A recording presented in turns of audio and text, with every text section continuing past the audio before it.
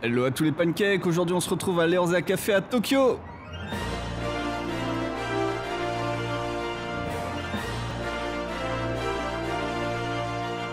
J'ai en effet pu me rendre à l'Eorzea Café, le café à thème dédié à l'univers de Final Fantasy XIV situé à Tokyo dans le quartier d'Akihabara, en plus de celui situé à Osaka. L'entrée se fait sur réservation via un site internet et vous permettra d'accéder au café et de commander toutes sortes de plats et de boissons dérivés de l'univers d'FF14. Petite particularité, les commandes se font via une tablette.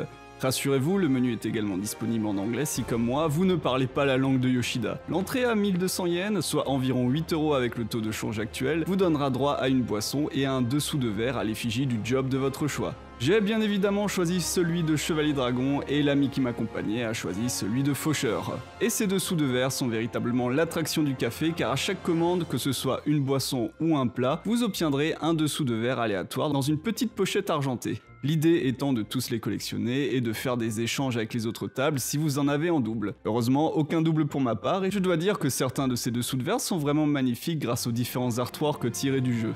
Par contre, les dessous de verre spécifiques aux différents jobs du jeu ne s'obtiennent qu'en payant une entrée. Ce qui va, je le sais, vous pousser à revenir pour tous les collectionner. Les dessous de verre étant en carton et n'étant pas plastifiés, je vous déconseille de les utiliser si vous ne voulez pas les abîmer.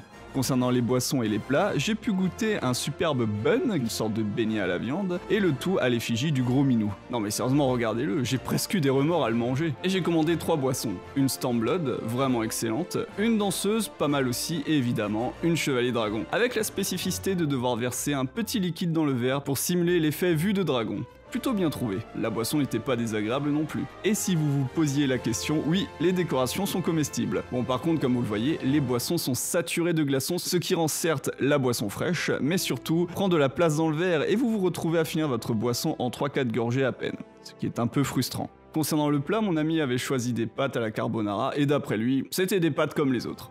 Voilà. Je vais quand même préciser que vous avez un temps limité pour faire vos commandes. Pour le créneau 13-15 heures qu'on avait réservé, on pouvait commander jusqu'à 13h50. Donc gardez ce détail à l'esprit, surtout que le café étant généralement bien rempli, on n'a pu y accéder qu'à 13h20.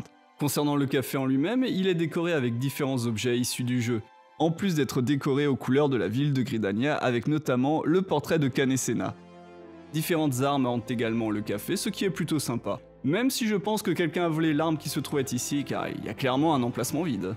Il y a également des objets dédicacés par l'équipe de développement. L'ambiance est plutôt détendue et il y a une loterie façon Gold Saucer où 3 tables sont sélectionnées au hasard et gagnent différents plats, à ce que j'ai compris. Et nous n'avons évidemment rien gagné. Les sets de table, eux, reprennent l'illustration du moment et pour nous c'était celle de la dernière veillée des saints. Pas ma préférée, je dois vous avouer. A noter que vous pouvez également plastifier vos sets de table contre 200 yens à l'accueil. Et bien sûr, il y avait une section merchandising à l'entrée/sortie avec une petite sélection d'objets à l'effigie d'FF14. Honnêtement, je m'attendais à un petit peu plus, mais le meilleur produit dérivé était bien là, le coupe-ongle FF14. Je ne plaisante même pas. J'ai pour ma part pris une peluche de gros minou et un pins de botaniste parce qu'il n'avait plus celui du pêcheur, ni de peluche de Rockinou. Oui, indignité, tout ça. Mais l'endroit le plus sympa était sûrement ce tableau où les gens pouvaient y faire un petit dessin et l'accrocher. Je vous laisse admirer.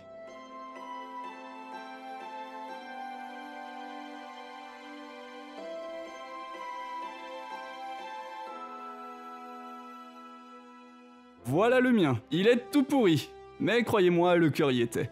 Et enfin, vous pouvez obtenir une carte de fidélité à l'effigie d'une des 3 villes de départ. J'ai choisi Gridania parce que best cité de départ ever, et au bout d'un certain nombre d'achats, vous pouvez gagner un de ces dessous de verre en céramique, mais va falloir débourser un peu pour en avoir un. Et parlons du coup du sujet qui fâche, le prix.